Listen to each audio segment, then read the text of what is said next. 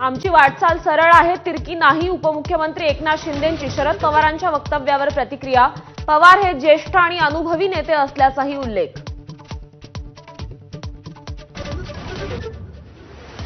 शरद पवारांच्या राष्ट्रवादीची मंडल यात्रा आज गोंदियात पोहोचणार. ओबीसींच्या जागरासाठी जयस्तंभ चौकात सभेचं आयोजन. ओबीसी सेलचे प्रदेशाध्यक्ष संबोधित करणार.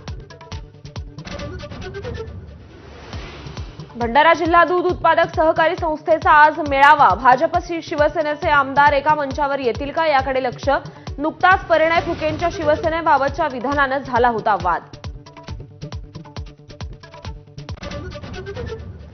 जम्मू काश्मीरमध्ये शिंदेंच्या सेनेचं ऑपरेशन टायगर. ठाकरेंच्या शिवसेनेच्या राज्यप्रमुख मनीषा साहनींचा आज शिंदे सेनेत प्रवेश होणार असल्याची चर्चा.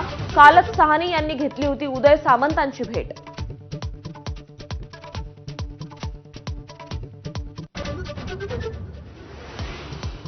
जम्मू काश्मीरमध्ये भारतीय सैनिकांसाठी शिवसेनेची सिंदूर महारक्तदान यात्रा. सांगली जिल्ह्यातील 1200 पैलवानांसह उपमुख्यमंत्री एकनाथ शिंदे ही रक्तदान करणार.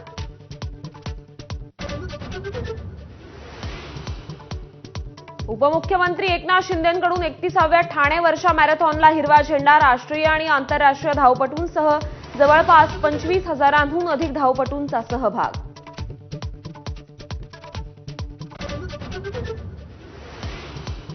हायकोर्टाच्या बंदीनंतरही दादरमध्ये कबुतरांना दाणे टाकण्याचा अट्टहास. कारच्या टपावर लावलेल्या ट्रेमधून एकानं टाकले कबुतरांसाठी दाणे. व्हिडिओ व्हायरल झाल्यानंतर कार जप्त.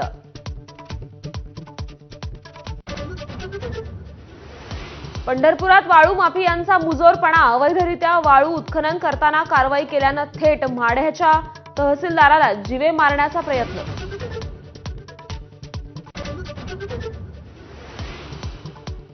पुणे ते नागपूरची कनेक्टिव्हिटी आजपासून होणार जलद. पुणे ते अजनी नव्या वंदे भारत एक्सप्रेसचं पंतप्रधान नरेंद्र मोदी करणार ऑनलाईन उद्घाटन. 14 ऑगस्टपासून 9 तासात गाठता येणार उपराजधानी. श्रावण मासातील तिसऱ्या श्रावणी सोमवार निमित्त जादा बसेसचं नियोजन. उद्या ब्रह्मगिरी प्रदक्षिणेला अधिक महत्त्व असल्यानं त्र्यंबकेश्वर मंदिरात हजारो भाविक दाखल होणार.